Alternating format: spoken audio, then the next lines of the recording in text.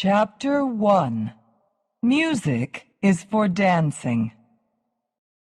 One day, in a big house in Brussels, Belgium, a man took his daughter in his arms. Little Audrey Hepburn looked up and saw some beautiful lights above her. They were as white as snow. She remembered those lights all her life. She always loved the color white. She saw white and remembered her father. Then she felt safe and warm. Audrey Kathleen Van Hemstra Hepburn Ruston was born in Brussels on May 4th, 1929. Her mother, Baroness Ella van Hemstra, was Dutch. Her father, Joseph, was half English, half Irish. He worked for many companies and made a lot of money. Young Audrey enjoyed reading and loved animals and birds. But her greatest love was music. "What's music?" Audrey asked her mother one day. "It's for dancing," her mother answered. Audrey wanted to be a dancer, but she was unhappy. "I'm too fat," she thought. "Dancers are thin and pretty, but my face is too round, and my legs are too big." Her parents were unhappy too. They often fought. One night, her mother and father had a big fight. When Audrey woke up the next morning, her father was not there. Audrey cried for days. Her mother took her to England. At school, Audrey was different from the other girls. The other girls were funny and noisy. They enjoyed sports and talked about their fathers. Audrey was quiet and sad. Her English was not good, and she hated sports. She did not talk to anybody about her father. But slowly, Audrey began to make some friends. Then, suddenly, in 1939, her mother took her away from England. She could not say goodbye to her school friends. There was no time. "Why are we leaving?" Audrey asked. "There's going to be a war," her mother told her. "We're going to Holland. You'll be safe there." Audrey lived with her mother and two half-brothers in the Dutch town of Arnhem. She became more and more interested in dancing. At the age of 10, she wanted to be a world-famous ballet dancer. But one morning, Audrey's mother came into her bedroom. "Wake up," she told her daughter. "It's war." In the early days of the war, Audrey did not leave school or stop dancing. Then, one day, the Germans sent everybody out of the town. Outside in the country, there was very little food. Audrey and her family had to dig vegetables in the winter from the hard ground. When the war finished, Audrey was very thin and weak. People from the United Nations came to Arnhem and gave the children milk, sugar, and chocolate. Audrey never forgot them. Chapter 2. A Little Sun in Her Eyes. Audrey and her mother moved to Amsterdam after the war. Her mother became a cook. She was not rich, but she paid for Audrey's dancing lessons. Audrey had the best dancing teacher in Holland. Then, when she was 17, she had a small part in a travel movie. The director loved her happy face. He said, "A little sun is shining in her eyes." In 1948, Audrey and her mother moved to London. Her mother worked in a flower store.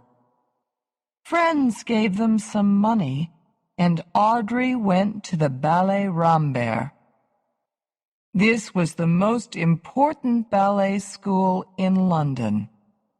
Audrey worked hard at her dancing. She had no time for boyfriends, but one day the ballet school told her, "I'm sorry, but you'll never be a famous dancer. You're too tall." Audrey was sad, but then something happened. It changed her life. Somebody remembered her from the ballet school and gave her a small part in a big London musical. 3,000 girls tried to get the part, but the producers wanted Audrey. She quickly found jobs in other musicals. Everybody liked this thin girl with the pretty face and wide smile. "I was not a great dancer," Audrey remembered later. "I threw up my arms and smiled, that's all." When Audrey was 20, her photo was in many magazines. She had small parts in 3 cheap movies, and she was a cigarette girl in the famous movie The Lavender Hill Mob, 1951. One evening, she went to a party and met a rich Englishman.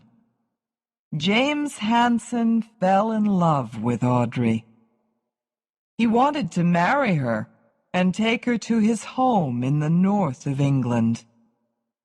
Audrey loved him, too. He was strong and rich, and she felt safe with him. But there was one big problem. She wanted to be in movies and the theater, too. "I don't want to get married now," she told him. "Let's wait." In 1951, Audrey had a small part in the movie Monte Carlo Baby, so she went to the south of France. The famous French writer Colette was in the south of France, too. She wanted to find a girl for the Broadway musical of her book, Gigi.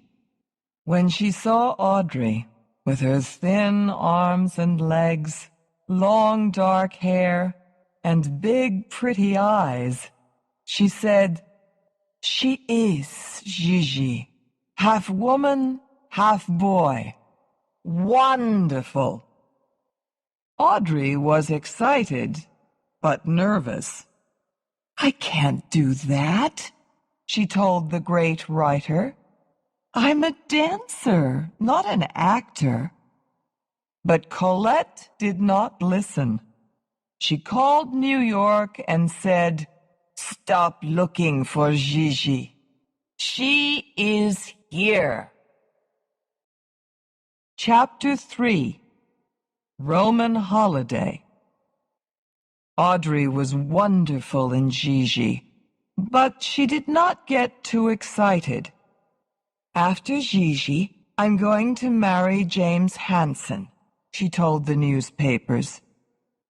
But then something happened, and James had to wait again. A Hollywood movie producer remembered Audrey from one of her early English movies. He wanted her to be a princess in a big new movie, Roman Holiday. Audrey could not say no. After she finished Gigi, she flew to Rome. The most important actor in the movie was Gregory Peck, and Audrey was nervous. This was her first big movie, and Gregory Peck was world famous.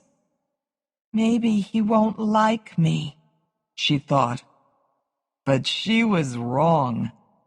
He was nice to her and helped her. It was the hottest summer in Rome for years, and the work was not easy. But Audrey was happy and friendly with the other actors. Everybody liked her.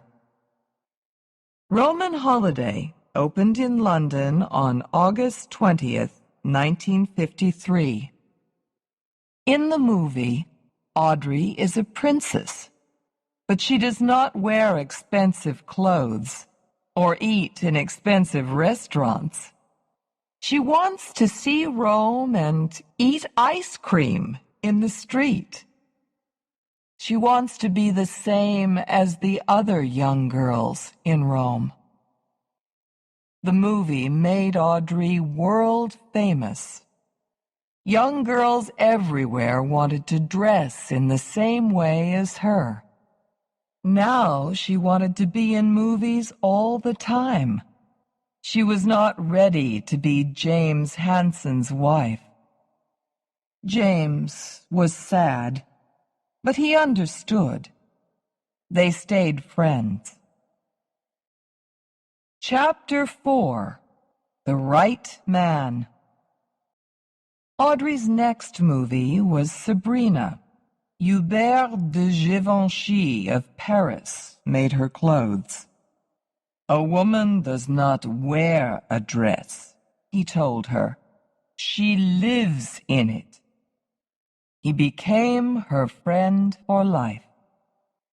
There were two very famous actors in Sabrina, William Holden and Humphrey Bogart. Holden liked Audrey very much. Bogart did not like Holden, so he was unfriendly to Audrey, too. "Don't be sad. Nobody likes Bogart," Holden told her. "He's unfriendly to everybody." Holden fell in love with Audrey. He wanted to leave his wife and marry her.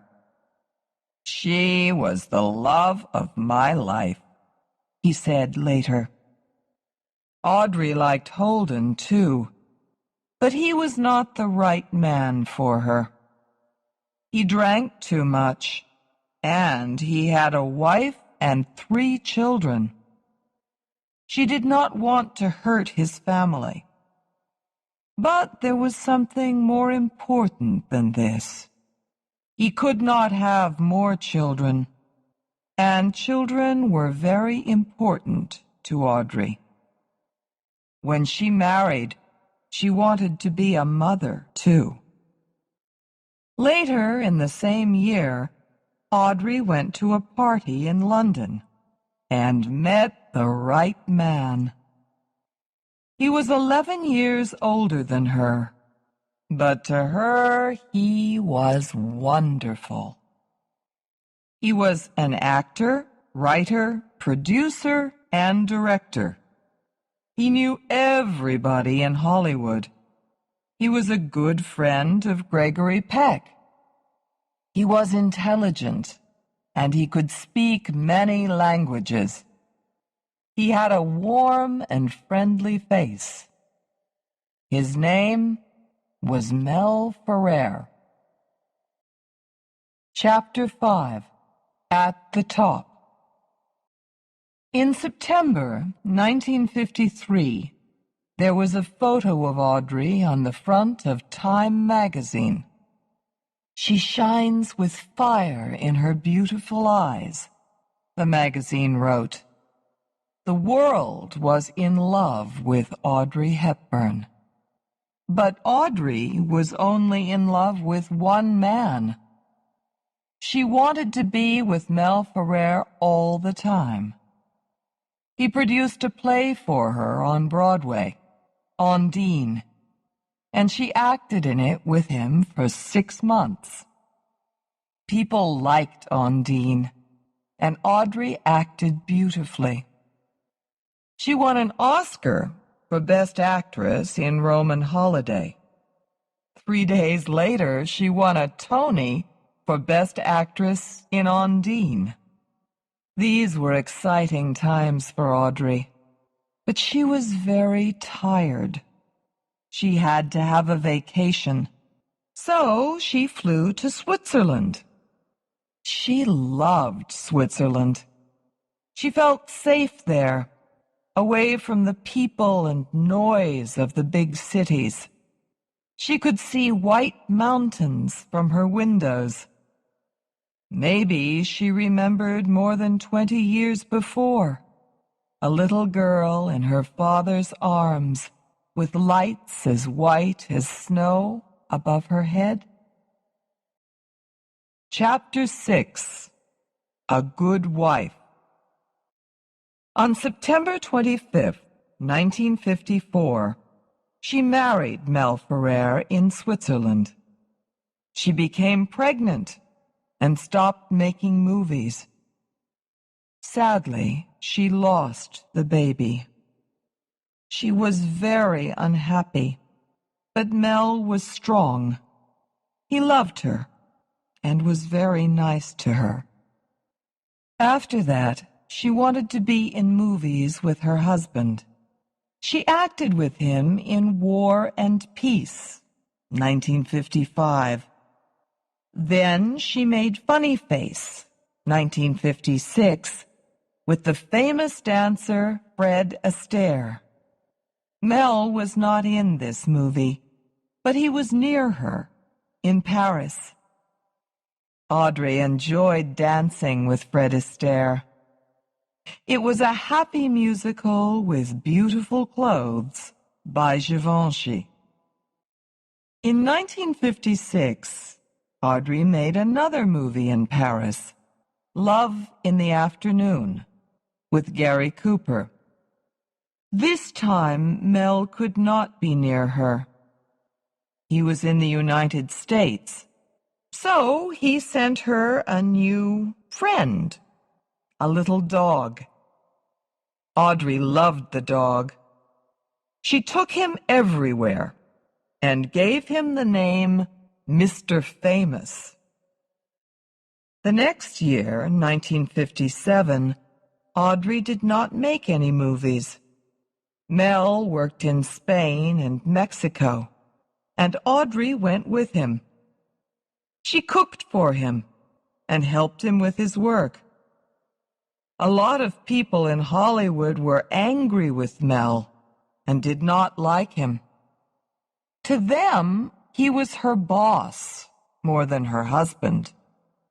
They wanted more movies with Audrey in them. But Audrey was happy. It was, maybe, the happiest time of her married life. She had no telephone. She was away from everybody and near Mel. This was important to her. Because next year, she thought, I'm going to work in Africa without him. Chapter 7. I Won't Be Stupid Again. Audrey went to Africa in January 1958 with her dog and began work on The Nun's Story. It was very different from her other movies. There was no love story, no music, there were no funny conversations, and no Givenchy clothes. In the movie, Audrey was a nun, Sister Luke, and she had to wear nun's clothes. The camera could only see her mouth and eyes, but she was more than a pretty face. She was a great actress, too, and people loved her. But great actresses sometimes make mistakes. When Audrey came back to the United States, she was a bird girl in Green Mansions. It was her worst movie. People laughed at it, and this made Audrey sad. She was sad because she made the movie for love. Mel was the director, and he never directed a Hollywood movie again. This was a bad time for Audrey. After Green Mansions, she became pregnant again. Mel wanted her to stay at home, but she went to Mexico. In the middle of the movie The Unforgiven, she had an accident. She fell off a horse and lost her baby for the second time. Mel was nice to her, and Audrey felt very bad. "I'm sorry," she said to him. "I won't be stupid again." Some time later, Alfred Hitchcock, the famous director, wanted Audrey to be in his next movie, a big, expensive Hollywood movie. He sent her the story, and she read it. "What do you think?" Hitchcock asked. "Will you do it?" "I'm sorry," Audrey told him. "I don't like the story. It's not for me." Hitchcock was very angry with her. He made a different, cheap, black-and-white movie with no world-famous actors. "This will be a bad movie," he thought angrily. "It will lose money, and I'll never speak to Audrey Hepburn again." He was wrong about his new movie. Its name was Psycho. But he was right about the second thing. He never spoke to Audrey again. Audrey did not think about Hitchcock very much. She was happy because she was pregnant again. "I won't be stupid this time," she thought. Hollywood wanted her to be in a new musical, West Side Story, but she stayed quietly in Switzerland. She did not want to lose a third baby. In January 1960, Audrey had a baby boy, Sean. After Sean was born, Audrey stayed at home with him. She was happy in Switzerland with her baby son and her little dog. In the day, she went for long walks in the snow. In the evening, she sat by the fire and read. Then one evening, she read a story by Truman Capote. Its name was Breakfast at Tiffany's.